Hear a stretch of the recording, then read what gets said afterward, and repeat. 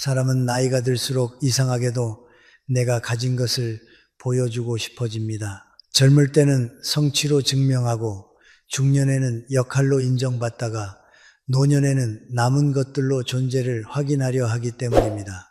그런데 바로 그 지점에서 많은 관계가 조용히 금이 갑니다. 제가 오랜 세월 사람들을 지켜보며 확신하게 된 것이 하나 있습니다. 노후의 가장 위험한 말은 불평이 아니라 자랑입니다.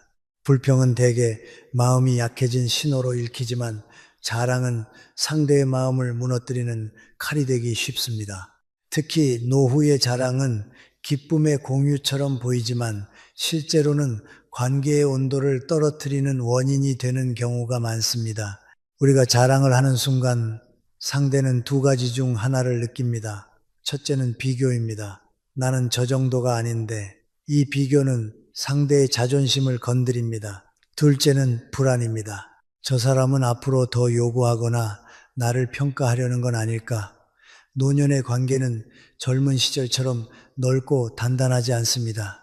이미 각자의 삶이 굳어 있고 각자의 상처도 깊어져 있습니다. 그 위에 자랑이 얹히면 상대는 축하보다 먼저 방어를 선택합니다. 그리고 방어는 늘 거리두기로 이어집니다. 연락이 줄고 대화가 얕아지고 결국 마음이 다칩니다. 자랑은 그렇게 조용히 사람을 잃게 만듭니다. 무엇을 자랑하느냐는 더 중요합니다. 노후에 특히 조심해야 할 자랑이 있습니다. 첫째가 재산입니다. 돈은 원래 사람의 마음을 시험합니다. 젊을 때는 열심히 벌었구나 하고 넘어갈 수 있지만 나이가 들면 이야기가 달라집니다. 노년의 돈 이야기는 곧바로 의심과 기대를 불러옵니다. 누군가는 속으로 저 정도면 도와줄 수 있겠네 하고 생각하고 또 누군가는 저 사람은 나를 깔보는구나 라고 해석합니다. 사람은 자기 처지에 따라 같은 말을 다르게 듣습니다. 그래서 재산 자랑은 결국 관계의 규칙을 바꿉니다. 이전엔 편하게 마시던 커피 한 잔도 그 순간부터 계산이 됩니다. 저 사람은 늘 내게 뭐가 부족하다는 걸 말하고 싶은가? 이런 마음이 생기기 시작하면 관계는 더 이상 따뜻한 곳이 아니라 경쟁의 장이 됩니다. 둘째가 자녀의 성취입니다. 자녀는 사랑의 결실이기도 하지만 다른 사람에게는 가장 예민한 비교 대상이 됩니다. 자녀 문제로 밤잠을 설친 부모가 얼마나 많습니까? 그런데 누군가가 우리 애는 어디에 합격했다, 연봉이 얼마다, 집을 샀다라고 말하면 듣는 사람의 마음에는 축하와 함께 깊은 한숨이 섞입니다. 왜 우리 집은 이렇지라는 생각이 올라오는 순간 그 자랑은 상대에게 위로가 아니라 상처가 됩니다. 자녀의 성취를 말하는 사람은 사실을 말한다고 믿지만 듣는 사람에게는 평가처럼 들립니다. 그리고 노년에 남는 관계는 대체로 서로를 평가하지 않는 관계입니다. 평가의 냄새가 나는 순간 사람은 떠납니다. 아주 천천히 그러나 확실하게요. 셋째가 건강 자랑입니다. 나는 어디도 아픈 데가 없다, 약 하나도 안 먹는다, 이런 말이 왜 문제가 되느냐? 건강은 노력도 있지만 운도 큽니다. 건강으로 마음이 약해진 사람은 그 말을 경고로 듣습니다. 너는 약해서 그렇다라는 뉘앙스를 읽어버립니다. 게다가 노년의 건강은 하루아침에 바뀝니다. 오늘 멀쩡하던 사람이 내일 입원하는 일도 있습니다. 그러니 건강을 자랑하는 순간 당신은 상대에게 상처를 주는 동시에 스스로에게도 위험한 말을 던지는 셈입니다. 건강은 자랑할수록 불안해지고 침묵할수록 단단해집니다. 그렇다면 우리는 왜 자랑을 멈추지 못할까요? 결국 인정받고 싶기 때문입니다. 나이가 들면 사회가 주는 칭찬이 줄어듭니다. 직책도 내려놓고 일의 중심에서도 물러납니다. 그러면 사람은 자기도 모르게 내가 아직 괜찮다는 증거를 찾습니다. 그래서 자랑을 합니다. 문제는 그 인정이 타인에게서 올수록 관계는 더 불안정해진다는 사실입니다. 노후의 안정은 내가 나를 인정하는 힘에서 나오지 남의 박수에서 나오지 않습니다. 박수는 순간이지만 자존은 오래 갑니다. 노년을 편안하게 사는 사람들은 공통점이 있습니다. 그들은 말로 자신을 증명하지 않습니다. 대신 태도로 자신을 보여줍니다. 조용히 약속을 지키고 작은 예의를 끝까지 지키고 남의 사정을 헤아리는 그 한 가지로 신뢰를 쌓습니다. 그 신뢰가 노년의 품격입니다. 저는 여기서 침묵이라는 말을 꼭 드리고 싶습니다. 침묵은 말이 없다는 뜻이 아닙니다. 불필요한 말을 덜어내고 꼭 필요한 말만 남기는 기술입니다. 특히 노후에는 말이 많을수록 실수가 늘어납니다. 자랑이든 조언이든 평가든 말은 상대의 마음을 건드립니다. 반면 침묵은 상대에게 공간을 줍니다. 그 공간에서 관계는 숨을 쉽니다. 사람은 누군가와 있을 때 편안해야 다시 만나고 싶어집니다. 그런데 누군가를 만날 때마다 비교와 열등감이 생기면 그 만남은 곧 피로가 됩니다. 노년의 관계에서 가장 중요한 기준은 피로하지 않음입니다. 그리고 피로하지 않게 만드는 가장 강력한 방법이 말의 욕심을 줄이는 것입니다. 그럼에도 어떤 분들은 이렇게 말합니다. 좋은 일 있으면 말할 수도 있지 않습니까? 물론입니다. 기쁨을 나누는 것은 인간의 자연스러운 정입니다. 하지만 노후의 기쁨은 사실을 나열하는 방식이 아니라 감사를 표현하는 방식으로 나눌 때 관계가 건강해집니다. 우리 아이가 잘 됐다라고 말하기보다 요즘 마음이 참 고맙습니다. 덕분입니다. 라고 말하는 겁니다. 내가 돈이 있다가 아니라 요즘은 크게 욕심이 없어져서 마음이 편합니다. 라고 말하는 겁니다. 나는 건강하다가 아니라 오늘도 무사히 하루를 보냈다는 게 참 감사하네요. 라고 말하는 겁니다. 같은 현실을 말해도 방식에 따라 상대가 받는 감정은 전혀 달라집니다. 자랑은 상대의 마음을 밀어내지만 감사는 상대의 마음을 끌어당깁니다. 노후에는 관계가 줄어드는 것이 자연입니다. 문제는 줄어드는 방식입니다. 상처 주고 끊어지는 관계는 늙을수록 더 큰 공허를 남깁니다. 반면 조용히 서로의 마음을 보호하며 남는 관계는 적어도 깊습니다. 그 깊은 관계를 지키는 첫 번째 원칙이 바로 이것입니다. 내가 가진 것을 말로 증명하지 않는다. 말로 증명하려는 순간 관계는 증명의 대상이 되고 맙니다. 관계는 증명이 아니라 쉼이어야 합니다. 늙을수록 사람에게 필요한 것은 새로운 사람보다 마음 놓을 수 있는 한 사람입니다. 그 한 사람을 잃지 않으려면 혀를 감추고 입을 닫는 지혜가 필요합니다. 오늘부터 한 가지 연습을 해보시면 좋겠습니다. 누군가에게 무언가를 말하고 싶어질 때 그 말이 상대에게 힘이 되는 말인지 아니면 내가 인정받고 싶은 말인지 스스로에게 물어보는 겁니다. 인정받고 싶은 말이라면 잠시 멈추는 것이 좋습니다. 인정은 말로 얻는 것이 아니라 시간이 주는 선물입니다. 시간이 주는 인정은 조용하지만 깊습니다.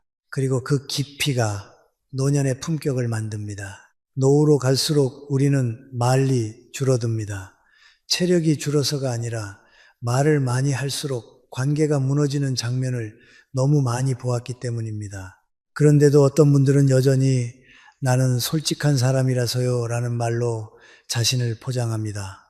솔직함은 미덕이지만 노후의 솔직함은 때로 칼날이 됩니다. 특히 자랑은 그렇습니다. 자랑은 타인을 찌르려는 의도가 없는데도 듣는 사람의 마음을 먼저 찌릅니다.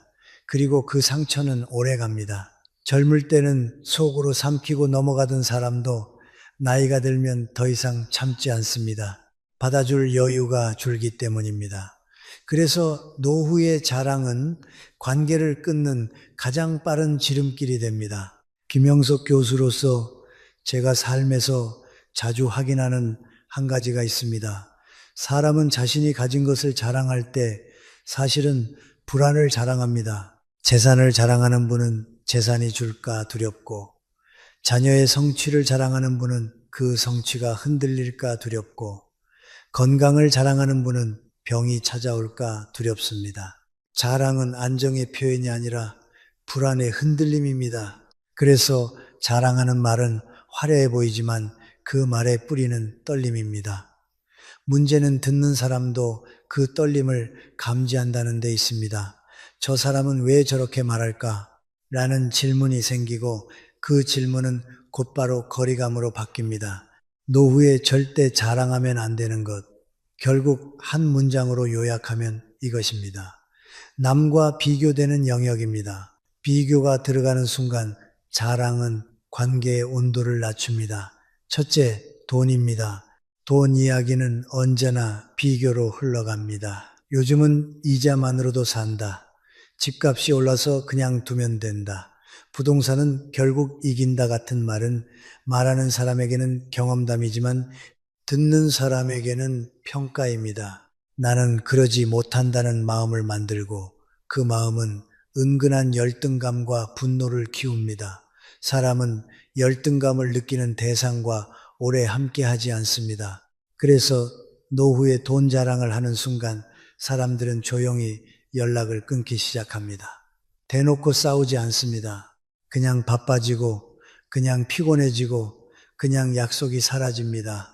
관계는 그렇게 말없이 끝납니다. 둘째, 자녀의 성취입니다. 자녀 자랑은 특히 위험합니다. 왜냐하면 부모는 자녀를 통해 자기 가치를 증명하려 하기 때문입니다. 우리 애는 어디 들어갔다. 이번에 승진했다. 어디서 상 받았다는 말은 듣는 사람에게 당신의 자녀는 어떤가요? 라는 질문으로 들립니다. 듣는 사람이 자녀 문제로 마음이 무거운 날이라면 그 자랑은 거의 폭력처럼 느껴질 수도 있습니다. 더 위험한 것은 자녀 자랑이 부모의 오만으로 쉽게 변한다는 점입니다. 자녀의 성취는 자녀의 것이지 부모의 인격 성적표가 아닙니다. 그런데도 내가 잘 키웠다는 뉘앙스가 묻어나는 순간 사람들은 그 말에서 교만을 읽어냅니다. 교만이 보이는 사람 곁에는 오래 머무르지 않습니다. 셋째, 건강입니다. 건강 이야기는 나 아직 멀쩡해라는 확인을 받고 싶은 마음에서 시작되지만 듣는 사람에게는 또 비교가 됩니다. 나는 어디가 아픈데 저 사람은 멀쩡하네. 노후에는 건강이 자존심이 되기 쉽습니다.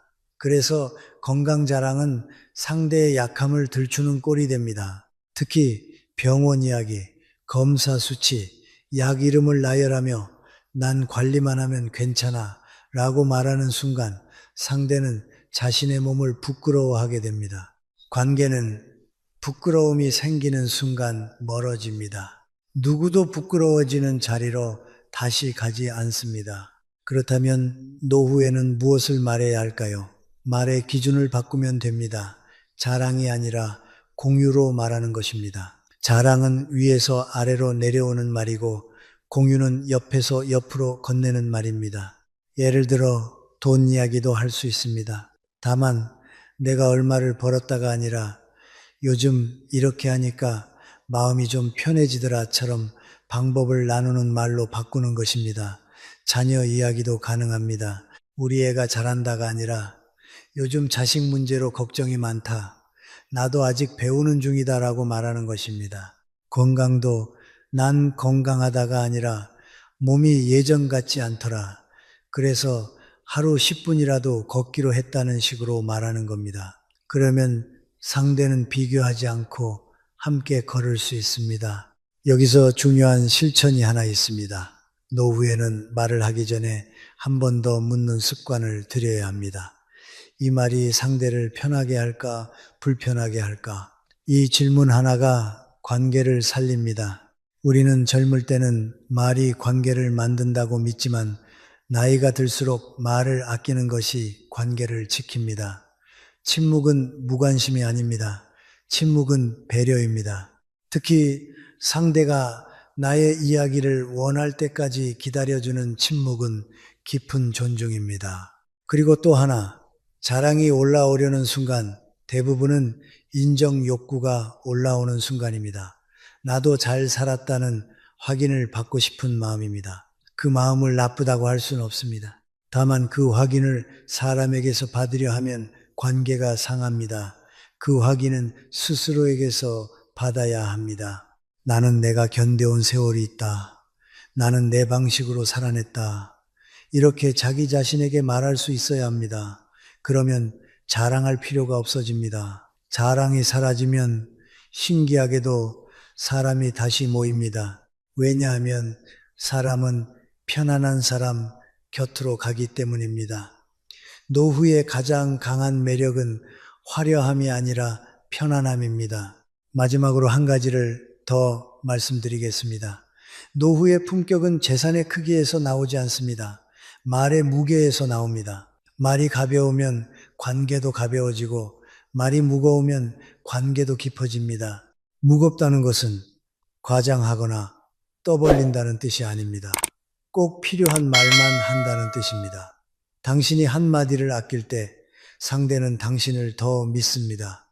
당신이 자랑을 멈출 때 사람들은 당신을 더 찾습니다. 그리고 당신이 침묵 속에서 미소로 상대를 받아줄 때 그때 비로소 노후의 인간관계는 평온해집니다. 그러니 오늘부터 단 하나만 지켜보십시오. 말하고 싶은 순간, 특히 내가 얼마나로 시작되는 문장이 입술까지 올라오는 순간 그 문장을 삼키고 이렇게 바꾸어 보십시오. 당신은 요즘 어떠십니까? 그 질문 하나가 당신의 노후를 바꿉니다. 자랑은 관계를 줄이지만 관심은 관계를 늘립니다.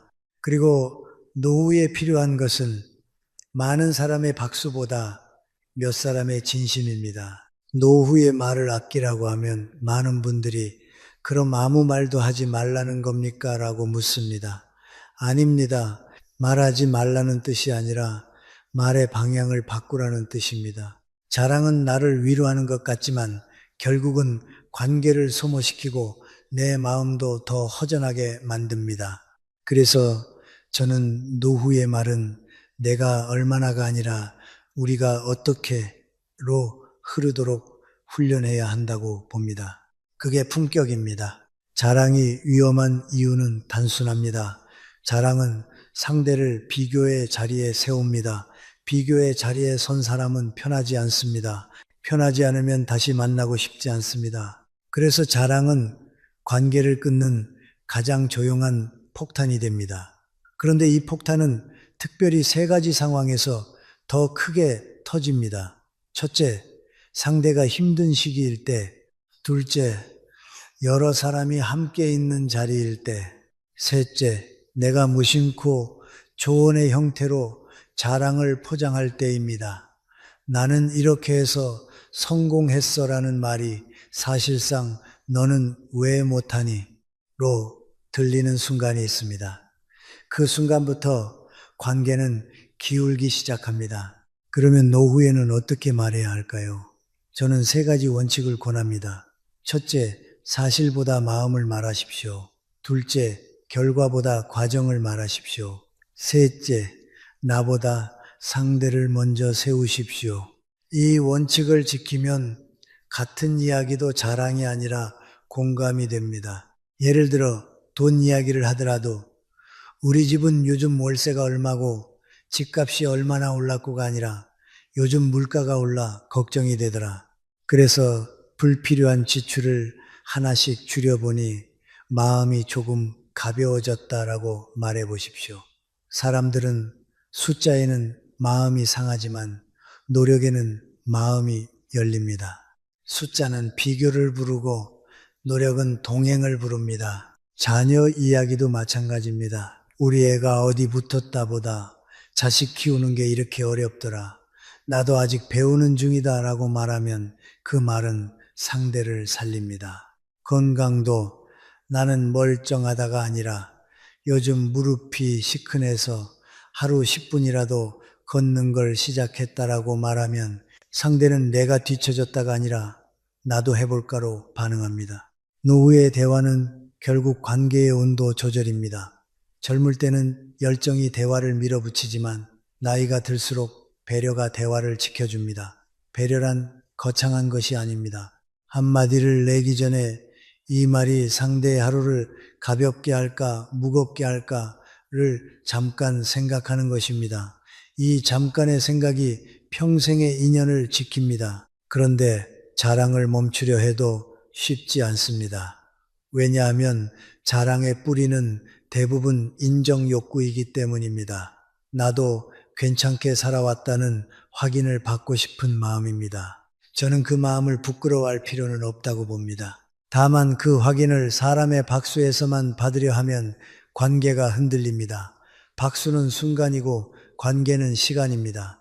순간을 위해 시간을 망치면 노후는 더 외로워집니다. 그러니 인정은 사람에게 구걸하지 말고 스스로에게 주어야 합니다. 나는 내 자리에서 충분히 버텼다. 나는 내가 감당할 만큼 살아냈다. 이렇게 스스로를 인정할 수 있을 때 자랑할 필요가 사라집니다. 또 하나 중요한 것이 있습니다. 노후에는 말이 줄어들수록 표정과 태도가 말이 됩니다. 자랑하지 않는 사람의 얼굴에는 여유가 생깁니다. 여유가 있는 사람의 말은 짧아도 따뜻합니다. 반대로 자랑이 많은 사람의 얼굴에는 조급함이 묻어납니다. 조급함은 사람을 불편하게 합니다.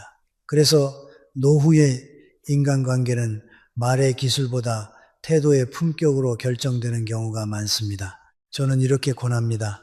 모임에서 내가 말을 많이 하고 싶어질 때, 특히 내가 예전에 우리 집은 우리 애는 이 올라올 때 그 문장을 잠깐 멈추고 질문 하나로 바꾸십시오.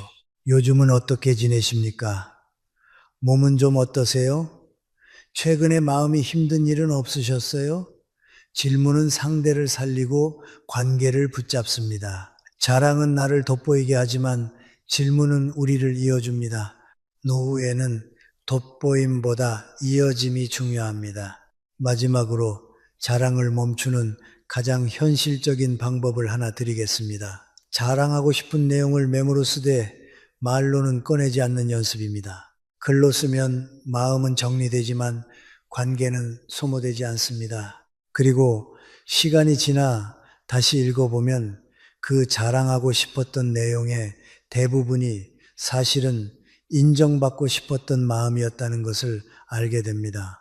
그걸 알아차리는 순간 우리는 더 성숙해집니다. 노후는 화려함으로 버티는 시기가 아닙니다. 평온함으로 살아내는 시기입니다. 평온함은 큰 재산에서 오지 않고 큰 말에서도 오지 않습니다. 오히려 말이 줄어들 때 평온이 커집니다. 그리고 그 평온을 가진 사람 곁에는 사람이 다시 모입니다. 사람은 결국 편안한 사람에게 돌아가기 때문입니다. 노후의 말은 결국 관계를 살리는 말과 관계를 죽이는 말로 갈립니다. 자랑이 관계를 죽인다면 반대로 관계를 살리는 말에는 공통된 특징이 있습니다. 저는 그것을 세 가지 언어라고 부릅니다. 감사, 인정, 침묵입니다. 이 세 가지가 노후의 인간관계를 오래 붙잡아 줍니다. 첫째는 감사의 언어입니다. 젊을 때는 감사가 없어도 관계가 굴러갑니다. 일, 조직, 이해관계가 관계를 억지로라도 이어주기 때문입니다. 하지만 노후는 다릅니다. 이해관계가 사라지고 굳이 만날 이유가 줄어듭니다. 이때 사람을 붙잡는 것은 의외로 단순합니다. 고맙습니다 한마디입니다. 그런데 여기서 중요한 것은 감사의 말이 구체적이어야 한다는 점입니다. 항상 고마워요는 따뜻하지만 금방 잊힙니다. 반면 그날 전화 한 통이 정말 큰 힘이 됐습니다. 지난번에 내 얘기 끝까지 들어준 게 고마웠습니다. 처럼 구체적이면 상대는 내가 쓸모 있는 사람이라는 감각을 얻습니다. 노후에 사람을 살리는 것은 돈이 아니라 쓸모입니다. 누군가에게 쓸모 있는 존재라는 느낌을 주는 사람이 곁에 남습니다. 둘째는 인정의 언어입니다. 여기서 말하는 인정은 칭찬과 조금 다릅니다. 칭찬은 성과를 향하지만 인정은 존재를 향합니다. 잘했네는 칭찬이고 당신은 참 성실한 사람이라는 인정입니다. 노후에는 칭찬보다 인정이 더 깊게 들어갑니다. 왜냐하면 나이가 들수록 사람은 결과보다 내가 어떤 사람으로 살아왔는지에 대한 확신이 필요해지기 때문입니다. 그래서 저는 가까운 사람에게 이런 말을 자주 해보라고 권합니다. 당신은 늘 책임감이 있었지요. 당신은 어려운 때도 사람을 배려하더군요. 이런 말은 상대의 과거를 존중합니다. 과거를 존중받는 사람은 현재가 덜 초라해집니다. 노후의 관계에서 가장 큰 상처는 내가 이제 쓸모없다는 느낌입니다. 인정의 언어는 그 상처를 치유합니다. 셋째는 침묵의 언어입니다. 이 말이 가장 어렵습니다. 침묵은 단순히 입을 닫는 것이 아닙니다. 침묵은 상대의 마음을 위해 내 말을 뒤로 미루는 능력입니다. 특히 노후에는 가족, 친구, 지인들 사이에 사소한 갈등이 생기기 쉽습니다. 돈, 건강, 자녀, 상속, 간병 같은 주제가 얽히면 말 한마디가 칼이 됩니다. 이때 우리는 정답을 말하고 싶은 욕구에 휘둘립니다. 네가 틀렸어. 그건 네가 잘못했어. 내가 살아보니 하고 결론을 내려주고 싶어 합니다. 그런데 관계는 정답으로 유지되지 않습니다. 관계는 존중으로 유지됩니다. 때로는 내 말이 옳아도 침묵이 더 옳습니다. 특히 상대가 흥분해 있을 때는 더 그렇습니다. 흥분한 사람에게 논리로 들어가면 그 논리는 상대의 가슴이 아니라 자존심을 건드립니다. 침묵은 갈등을 이기기보다 끝내기 위한 기술입니다. 이 세 가지 언어, 감사, 인정, 침묵을 실천하려면 노후의 대화에서 반드시 피해야 할 함정이 있습니다. 그것은 가르치려는 말입니다. 나이가 들수록 우리는 경험이 많아지고 그래서 자연스럽게 조언을 하게 됩니다. 하지만 조언은 상대가 요청하지 않을 때는 거의 항상 부담이 됩니다. 특히 내가 너 나이 때는 으로 시작하는 말은 상대를 작게 만듭니다. 조언은 상대를 돕는 것 같지만 실제로는 나는 위에 있고 너는 아래에 있다는 신호로 들릴 수 있습니다. 노후의 관계는 수직이 아니라 수평이어야 오래 갑니다. 그럼 조언을 하지 말아야 합니까? 저는 조언을 요청받았을 때만 짧게 하라고 권합니다. 그리고 조언을 하더라도 정답이 아니라 선택지로 제시해야 합니다. 예를 들어 그렇게 하면 안 돼가 아니라 이런 방법도 있고 저런 방법도 있더군요. 당신 상황에 맞는 걸 고르시면 좋겠습니다. 라고 말하는 것입니다. 이렇게 말하면은 상대는 존중받는다고 느낍니다. 존중은 관계를 살리고 자존심을 건드리지 않습니다.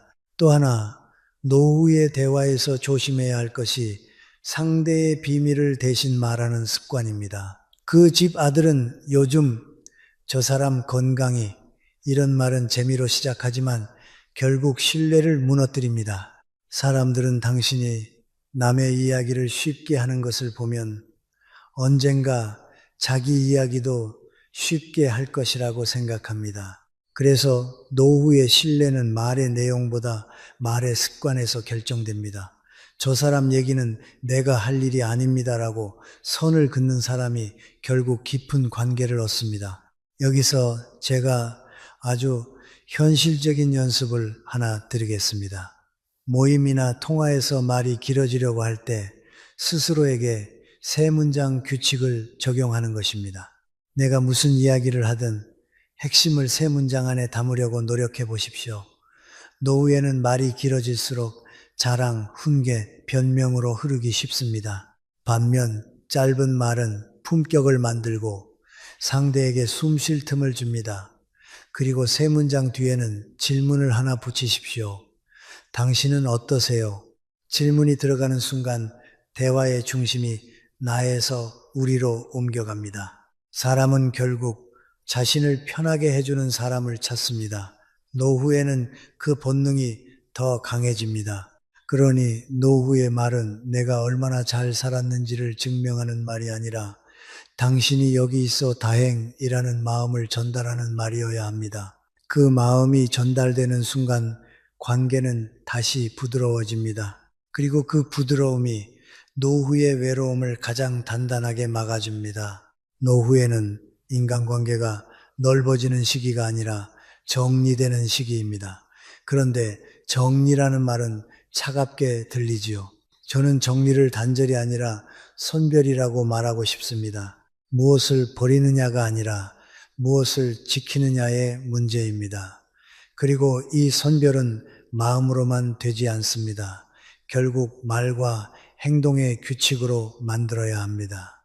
오늘은 그 규칙을 5가지로 정리해 보겠습니다. 노후의 관계를 지키는 사람들은 의외로 복잡한 기술이 아니라 단순한 원칙을 반복합니다. 첫째, 규칙은 자주 만나지 않아도 괜찮다입니다. 젊을 때는 자주 만나야 가까운 사람이라고 믿습니다. 하지만 노후에는 건강, 거리, 가족 일정이 모두 변수가 됩니다. 이때 만남의 빈도에 집착하면 관계가 부담이 됩니다. 부담이 되면 사람은 도망갑니다. 오히려 오래가는 관계는 자주 못 만나도 괜찮습니다. 생각날 때 연락하겠습니다. 라는 여백이 있는 관계입니다. 관계는 가까울수록 더 자주 만나야 한다고 착각하지만 실제로는 가까울수록 서로의 삶을 존중할 수 있는 거리가 필요합니다. 특히 노후에는 그 거리가 관계의 숨구멍이 됩니다. 둘째 규칙은 상대의 변화에 놀라지 않는다입니다. 노후에는 사람이 바뀝니다. 성격이 바뀌는 것이 아니라 환경이 바뀌어서 드러나는 모습이 달라집니다. 경제적 형편이 달라지고 자녀 문제로 지치고 건강이 흔들리면 사람이 예민해질 수 있습니다. 그때 우리는 저 사람 왜 저래? 라고 판단합니다. 그런데 판단하는 순간 관계는 멀어집니다. 오래가는 관계는 그럴 수 있지요라고 받아들이는 힘이 있습니다. 받아들인다는 것은 참는다가 아닙니다. 상대의 상황을 이해하되 내가 휘둘리지 않는 것입니다. 이해와 휘둘림은 다릅니다. 우리는 이해하되 내 삶의 중심을 잃지 않아야 합니다. 셋째 규칙은 돈과 부탁에는 기준을 정한다입니다. 노후의 관계가 가장 쉽게 깨지는 지점이 돈입니다.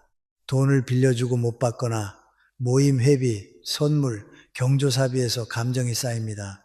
그래서 저는 관계를 지키려면 돈 앞에서 정이 아니라 규칙이 필요하다고 봅니다. 예를 들어 돈은 원칙적으로 빌려주지 않습니다. 라고 마음속에 정해 두십시오. 혹은 내가 감당할 수 있는 선까지만 돕습니다. 라고 기준을 세우십시오. 기준이 없으면 상대가 나빠서가 아니라 상황이 사람을 몰아세워 갈등이 생깁니다. 기준이 있으면 거절이 쉬워지고 거절이 쉬우면 마음이 덜 상합니다. 중요한 것은 거절의 말투입니다. 안 됩니다가 아니라 미안하지만 제 사정상 어렵습니다 라고 말하는 것입니다. 상대를 평가하지 말고 내 사정을 말해야 관계가 덜 상합니다. 넷째 규칙은 말로 해결하려 하지 말고 감정부터 낮춘다입니다. 노후에는 작은 오해가 커집니다. 왜냐하면 에너지가 줄어들기 때문입니다. 젊을 때는 바쁘니까 넘어가던 말을 노후에는 오래 곱씹습니다. 그래서 갈등이 생기면 우리는 설명하고 설득하려 듭니다. 하지만 설명은 종종 불을 키웁니다. 감정이 높을 때 말은 칼이 되기 때문입니다. 저는 이런 순간에 먼저 해야 할 것이 있다고 봅니다. 시간을 두는 것입니다. 하루든 이틀이든 감정을 낮춘 다음에 이야기해야 합니다. 그리고 그때도 사실을 따지기보다 느낌을 말해야 합니다. 당신이 틀렸어요가 아니라 그 말이 제게는 좀 서운하게 들렸습니다. 라고 말하는 것입니다. 사실을 따지면 끝이 없습니다. 느낌을 말하면 관계는 다시 연결될 여지가 생깁니다. 다섯째 규칙은 가깝다고 다 말하지 않는다입니다. 이것이 노후 인간관계의 가장 큰 착각입니다. 가까우면 모든 것을 털어놔야 한다고 믿지요. 그러나 가까울수록 모든 것을 말하는 관계가 아니라 말하지 않아도 존중해주는 관계가 되어야 합니다. 특히 노후에는 자녀 이야기, 재산 이야기, 건강 이야기, 가족 갈등을 너무 자세히 꺼내면 상대에게 부담이 됩니다. 부담이 쌓이면 상대는 멀어집니다. 가까운 관계를 유지하려면 오히려 말의 양을 줄여야 합니다. 말의 양을 줄이고 마음의 품을 넓히는 것입니다. 그리고 정말 필요한 이야기는 신중히 한 사람에게만 하십시오. 모든 사람에게 털어놓는 순간 그 이야기는 내 마음이 아니라 소문이 됩니다. 여기까지 듣고 보면 노후의 인간관계는 어쩌면 슬퍼 보일 수도 있습니다. 결국 다 조심하라는 말인가요? 라고 묻는 분도 있을 겁니다. 하지만 저는 이것이 슬픔이 아니라 품격이라고 생각합니다. 젊을 때는 실수해도 회복할 시간이 있습니다. 노후에는 실수 한 번이 관계를 끝내기도 합니다. 그래서 품격은 조심에서 나옵니다. 조심은 두려움이 아니라 사람을 귀하게 여기는 태도입니다. 내가 상대를 귀하게 여기면 내 말이 가벼워지지 않습니다. 내가 나를 귀하게 여기면 아무 관계에나 내 삶을 던지지 않습니다. 그리고 마지막으로 한 가지 더 덧붙이고 싶습니다. 노후에는 새로운 관계를 만드는 것보다 나를 단단하게 만드는 것이 먼저입니다. 내가 단단해지면 관계가 자연히 정리되고 필요한 사람은 남습니다. 반대로 내가 불안하면 관계를 붙잡으려 하고 붙잡을수록 관계는 무너집니다. 그러니 관계를 지키는 가장 현실적인 방법은 매일 내 삶을 안정시키는 작은 습관을 만드는 것입니다. 규칙적인 식사, 가벼운 운동, 짧은 산책, 하루 한 번의 정리, 이런 기본이 갖춰지면 사람에게 기대는 마음이 줄어듭니다. 기대가 줄어들면 관계는 편해집니다. 편해지면 오래갑니다. 노후의 인간관계는 누구를 가까이 할 것인가 보다 누구에게 내 시간을 빼앗기지 않을 것인가가 더 중요합니다. 젊을 때는 사람이 많아도 버팁니다. 체력도 있고 일도 있고 새로 만날 기회도 많으니까요. 하지만 나이가 들수록 에너지는 한정되어 있습니다. 이때 잘못된 관계 하나가 삶 전체를 흐리게 만듭니다. 그래서 저는 노후의 인간관계에서 가장 필요한 능력을 판단력이라고 봅니다. 다정함이 아니라 분별입니다. 오늘은 노후에 반드시 멀리해야 할 관계의 유형을 6가지로 말씀드리겠습니다. 중요한 것은 상대가 나쁘다는 결론이 아니라 그 관계가 나를 어떻게 망가뜨리는지를 보는 것입니다. 첫 번째 유형은 감정을 빨아들이는 사람입니다. 만나고 나면 이상하게 피곤한 사람이 있습니다. 대화가 끝나면 내 마음에 찌꺼기가 남습니다. 그들은 늘 불평을 합니다. 세상 탓, 자식 탓, 건강 탓, 돈 탓을 하며 자기 삶을 피해자로 설명합니다. 문제는 불평 자체가 아닙니다. 누구나 힘들 수 있습니다. 문제는 그 불평이 반복되고 해결의 의지가 없고 결국 당신을 감정 쓰레기통으로 만든다는 데 있습니다. 처음에는 내가 들어주면 괜찮아지겠지라고 생각합니다. 그러나 그 사람은 나아지지 않습니다. 왜냐하면 그는 해결이 목적이 아니라 감정 배출이 목적이기 때문입니다. 듣는 당신만 지칩니다. 노후에는 이 지침이 곧 건강의 손실로 이어집니다. 두 번째 유형은 은근히 죄책감을 주는 사람입니다. 노후의 가장 무서운 말이 무엇인지 아십니까? 너는 원래 그런 사람이야. 너는 변했어. 예전에는 안 그랬잖아. 이런 말은 칼입니다. 겉으로는 서운함을 말하는 것 같지만 실제로는 당신을 통제하려는 방식입니다. 당신의 선택을 존중하지 않고 당신을 나에게 맞추는 사람으로 만들려 합니다. 특히 가족이나 오래된 지인이 이런 방식으로 다가오면 우리는 더 약해집니다. 내가 너무했나 하고 스스로를 의심하지요. 그러나 여기서 기억해야 합니다. 노후는 변하는 것이 당연한 시기입니다. 건강도 변하고 우선순위도 변합니다. 변화를 죄로 만드는 사람은 결국 당신의 삶을 빼앗습니다. 죄책감은 관계의 사랑이 아니라 관계의 족쇄가 될 수 있습니다. 세 번째 유형은 말로 당신의 자존심을 깎는 사람입니다. 노후에는 자존심이 더 예민해집니다. 왜냐하면 사회적 역할이 줄어들면서 사람은 존재의 가치를 관계 속에서 확인하려 하기 때문입니다. 그런데 어떤 사람은 농담처럼 말합니다. 그 나이에 뭘 해? 이제 너도 끝물이야. 그 정도는 다들 해. 이런 말은 웃고 넘기기 쉬워 보이지만 마음속에서는 오래 남습니다. 그리고 계속 듣다 보면은 자신도 모르게 위축됩니다. 자존심이 깎이면 의욕이 꺾이고 의욕이 꺾이면 삶이 작아집니다. 노후는 삶을 작게 만들면 안 됩니다. 작아지면 우울이 오고 우울은 건강을 무너뜨립니다.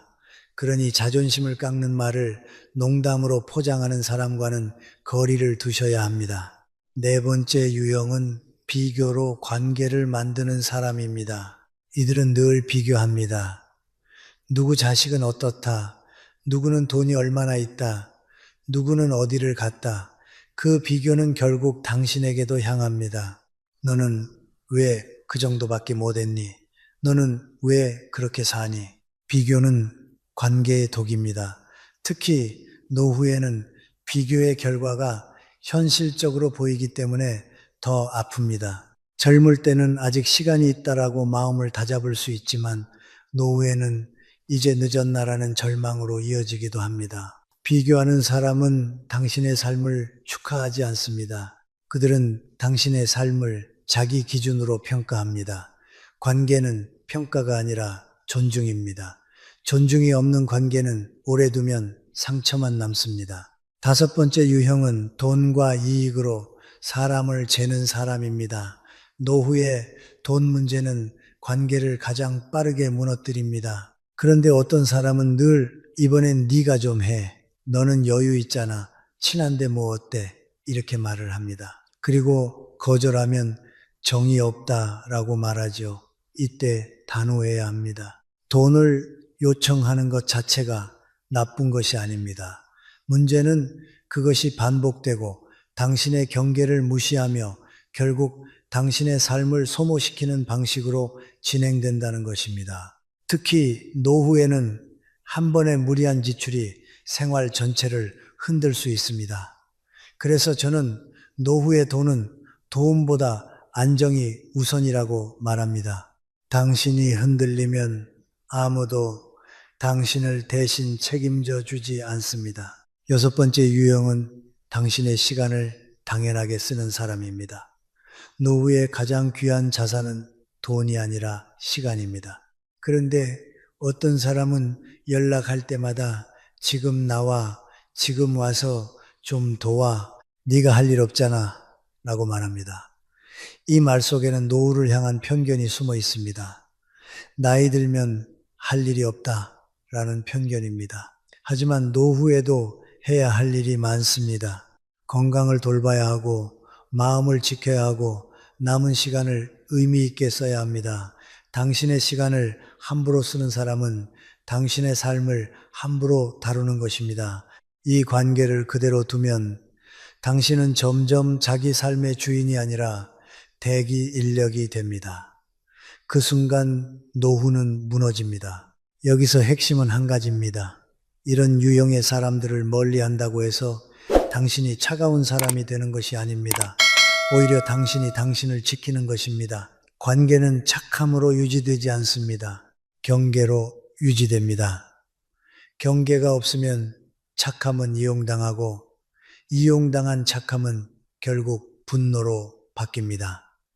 노후의 분노는 삶의 독입니다. 그렇다면 실제로는 어떻게 거리를 둘까요? 저는 노후의 거리 두기는 크게 세 단계로 하라고 권합니다. 첫째, 연락 빈도를 줄입니다. 둘째, 만나도 시간을 짧게 잡습니다. 셋째, 핵심 주제, 돈, 가족 갈등, 험담, 비교를 피하고 대화의 방향을 바꿉니다. 그럼에도 계속 침범에 들어오면 그때는 말로 기준을 알려야 합니다. 미안하지만 그 이야기는 하고 싶지 않습니다. 그 부탁은 어렵습니다. 오늘은 이만 들어가겠습니다. 이 말은 공격이 아니라 경계입니다. 경계는 관계를 깨기 위해서가 아니라 관계를 건강하게 만들기 위해 존재합니다. 마지막으로 노후에 반드시 기억해야 할 문장이 있습니다. 사람을 잃는 것이 두려운 것이 아니라 나를 잃는 것이 두렵다라는 마음입니다. 사람을 잃지 않으려고 나를 잃는 선택을 하면 결국 관계도 나도 함께 무너집니다. 반대로 나를 지키면 필요한 관계는 남습니다. 남는 사람은 많지 않아도 됩니다. 노후의 관계는 숫자가 아니라 질입니다. 노후의 관계는 끊는 것보다 끊지 않고도 선을 세우는 기술이 더 중요할 때가 많습니다. 왜냐하면 가족도 있고 오래된 인연도 있고 동네 모임도 있고 완전히 단절하기 어려운 관계들이 있기 때문입니다. 그래서 저는 노후에 말하기는 상대의 기분을 맞추는 말이 아니라 내 삶을 지키는 말이어야 한다고 봅니다. 오늘은 부드럽지만 단단하게 상대를 자극하지 않으면서도 내 경계를 지키는 말하기 기술을 7가지로 정리해 드리겠습니다. 이 7가지를 몸에 익히면 관계를 망치지 않고도 당신의 평온을 지킬 수 있습니다. 첫째, 즉답을 피하는 완충 문장을 먼저 꺼내십시오. 노후에 가장 손해보는 순간은 순간의 압박에 밀려 그래, 알았어 라고 말해버릴 때입니다. 그 한마디가 약속이 되고 책임이 되고 부담이 됩니다. 그래서 부탁을 받거나 민감한 말을 들었을 때는 바로 판단하지 말고 완충을 두어야 합니다. 예를 들어 이렇게 말합니다. 지금은 바로 답하기가 어렵습니다. 조금 생각해보고 말씀드리겠습니다. 제 일정과 상황을 확인하고 연락드리겠습니다. 좋은 뜻인 건 알겠지만 제가 정리해서 말씀드릴게요. 이 문장의 힘은 무엇이냐? 상대가 당신을 밀어붙일 틈을 줄이고 당신이 결정권을 다시 가져오는 데 있습니다. 노후에 말하기는 즉시 반응이 아니라 천천히 선택입니다. 둘째, 설명하지 말고 기준만 말하십시오. 많은 분들이 거절을 하면서 장황하게 설명합니다. 요즘 허리가 아파서 자식 일이 있어서 돈이 좀 부족해서 그런데 설명이 길어지면 상대는 그 설명을 협상의 재료로 씁니다. 허리 아프면 병원 가면 되지. 자식 일이야 네가 좀 도와주면 되잖아. 돈 부족하면 조금만 빌리면 되지. 이렇게 됩니다. 그래서 노후에는 이유보다 기준을 말해야 합니다. 그 부탁은 제 기준에서는 어렵습니다. 저는 돈 거래는 하지 않기로 했습니다. 저는 저녁 약속은 하지 않습니다. 기준은 논쟁을 줄입니다. 설명은 논쟁을 부릅니다. 관계는 토론장이 아닙니다. 특히 노후에는요. 셋째, 부정 대신 대체안을 제시하는 기술을 쓰십시오. 완전히 거절하면 상대가 상처받을 수 있습니다. 그럴 때는 부정 대신 대체안을 내놓습니다. 오늘은 만나기 어렵지만 다음 주에 짧게 차 한 잔은 가능합니다. 제가 직접 도와드리기는 어렵지만 이 방법은 한번 알아보시면 좋겠습니다. 지금은 힘들지만 필요한 정보는 찾아드릴 수 있습니다. 이렇게 하면 상대는 버림받았다는 느낌이 줄고 당신은 선을 지키게 됩니다. 중요한 건 대체안이 당신의 부담이 되지 않는 수준이어야 합니다. 대체안이 또 다른 희생이 되면 결국 악순환입니다. 넷째, 감정 공격에는 내용으로만 대응하십시오. 관계에서 힘든 순간은 상대가 감정적으로 흔들어 놓을 때입니다. 너는 왜 그렇게 차갑냐? 너는 정이 없다. 너는 변했다. 이런 말은 사실 내용이 없습니다. 감정 공격입니다.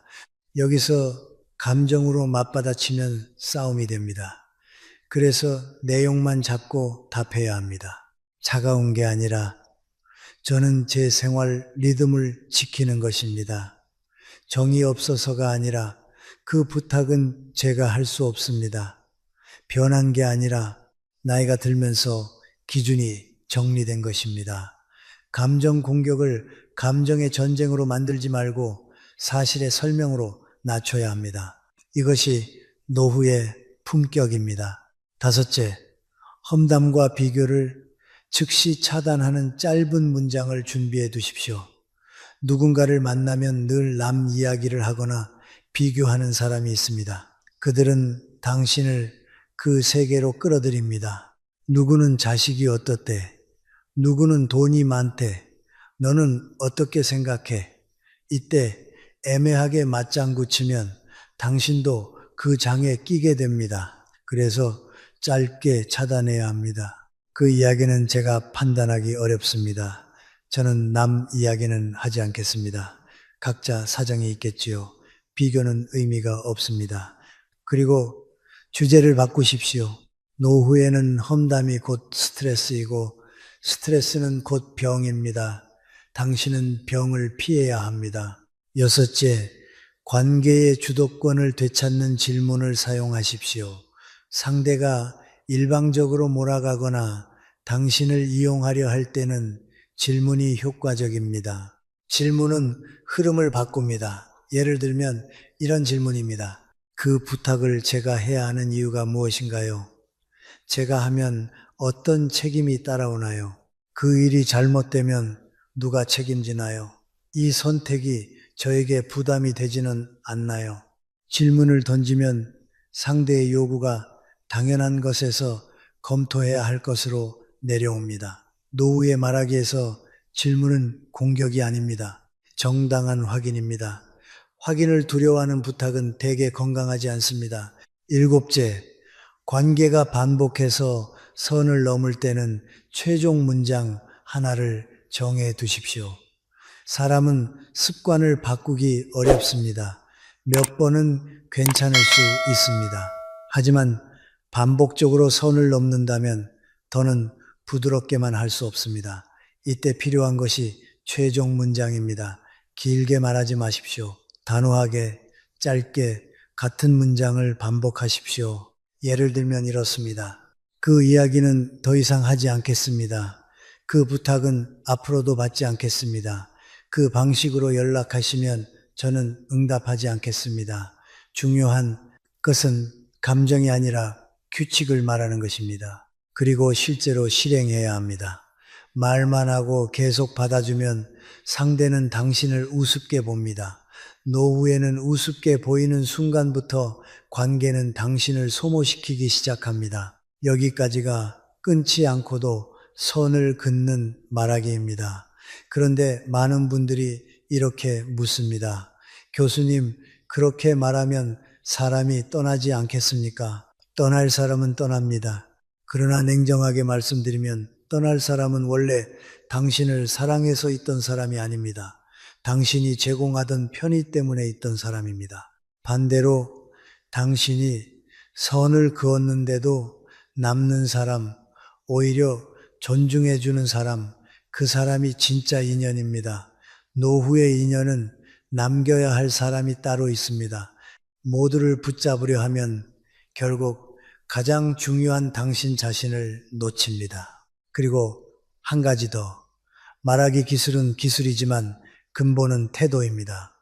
노후의 태도는 이 한 문장으로 정리됩니다. 저는 제 삶을 지키는 사람입니다. 이 태도를 마음에 세우면 말이 흔들리지 않습니다. 반대로 미움받기 싫다는 마음이 앞서면 어떤 기술도 무너집니다. 노후의 평온은 타인이 주는 것이 아니라 내가 지키는 것입니다. 노후의 관계를 정리하는 기준은 아주 단순합니다. 나를 편안하게 하는가, 나를 소모시키는가. 그런데 많은 분들이 이 기준을 알면서도 실행을 못합니다. 이유는 하나입니다. 외로움이 두려워서입니다. 사람은 외로움을 피하려고 관계를 붙잡지만 아이러니하게도 잘못된 관계를 붙잡을수록 마음은 더 외로워집니다. 왜냐하면 그 관계 안에서 당신은 존중받지 못하고 늘 눈치를 보고 늘 설명하고 늘 참아야 하기 때문입니다. 오늘 마지막으로 노후에 반드시 정리해야 할 관계의 기준과 혼자여도 흔들리지 않는 마음의 구조를 말씀드리겠습니다. 여기서부터는 기술이 아니라 삶의 철학입니다. 첫째, 노후에 남겨야 할 사람은 나에게 도움이 되는 사람이 아닙니다. 나를 사람답게 대해주는 사람입니다. 도움은 상황에 따라 달라집니다. 돈이 있을 때는 도움을 받지만 돈이 없을 때는 끊길 수 있습니다. 건강할 때는 곁에 있지만 아플 때는 멀어질 수 있습니다.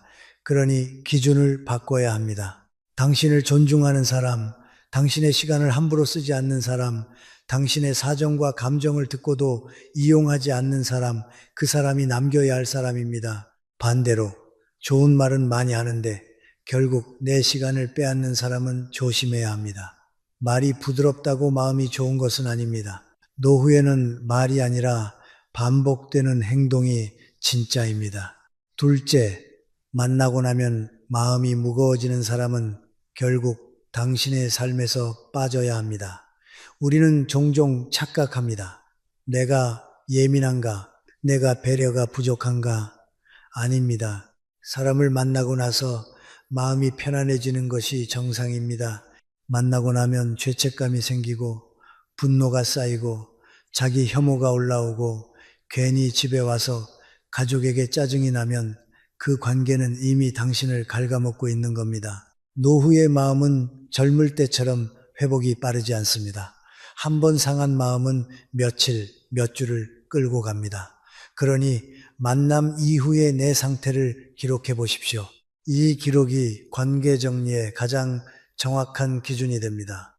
셋째, 노후에 특히 위험한 사람은 가까운 척하면서 죄책감을 주는 사람입니다.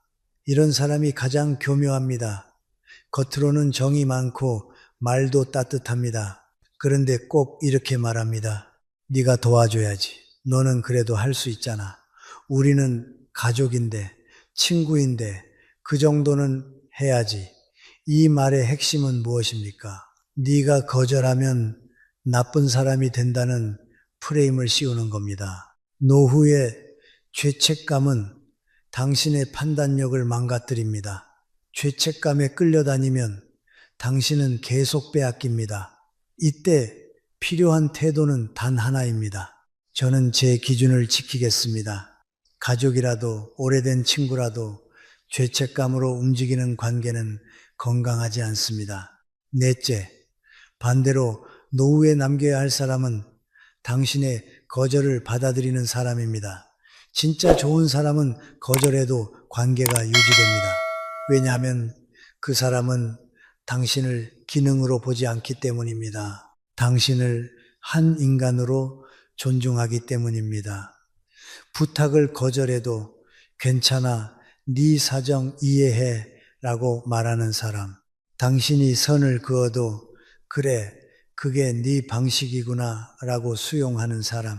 이런 사람은 노후의 보석 같은 인연입니다. 그런데 많은 분들이 반대로 합니다. 거절을 못해서 오히려 좋은 사람에게도 지치고 결국 아무도 남기지 못합니다. 노후의 인간관계는 양이 아니라 질입니다. 100명이 필요하지 않습니다. 2명, 3명만 있어도 됩니다. 진짜로요. 다섯째, 혼자여도 흔들리지 않는 마음은 타고나는 것이 아니라 구조를 만들면 됩니다. 사람들은 혼자 있으면 불안하다고 말합니다. 하지만 불안은 혼자 있음에서 생기는 것이 아니라 혼자 있을 때 내가 나를 어떻게 대하느냐에서 생깁니다. 혼자 있을 때도 나를 몰아붙이고 과거를 후회하고 미래를 걱정하고 남과 비교하면 혼자 있는 시간이 지옥이 됩니다. 반대로 혼자 있는 시간에 나를 정리하고 나를 돌보고 내 리듬을 회복하면 혼자는 평온이 됩니다. 그래서 노후에 필요한 것은 혼자의 기술입니다. 여섯째, 혼자의 기술 첫 번째는 하루의 중심을 하나 세우는 것입니다. 노후는 시간이 많아 보이지만 중심이 없으면 시간은 당신을 흔듭니다. 아침에 눈을 떴는데 오늘 할 일이 없으면 마음이 흔들립니다. 그래서 반드시 중심을 하나 만드십시오.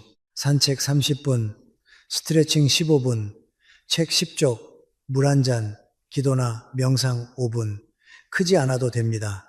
중요한 건 나는 오늘도 나를 지킨다는 경험입니다.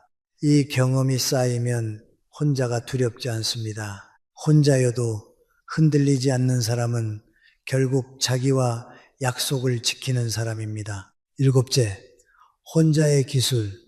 두 번째는 관계의 빈자리를 소란으로 채우지 않는 것입니다. 외로움이 올라오면 사람들은 급하게 누군가를 찾습니다. 전화, 카톡, 모임. 그런데 그 급함이 당신을 잘못된 관계로 끌고 갑니다. 외로움은 없애는 것이 아니라 다루는 것입니다. 외로움이 올라오면 이렇게 말해 보십시오. 지금 외로운 것은 자연스럽다. 그러나 외로움 때문에 나를 팔지는 않겠다. 이 한 문장이 노후의 품격을 만듭니다.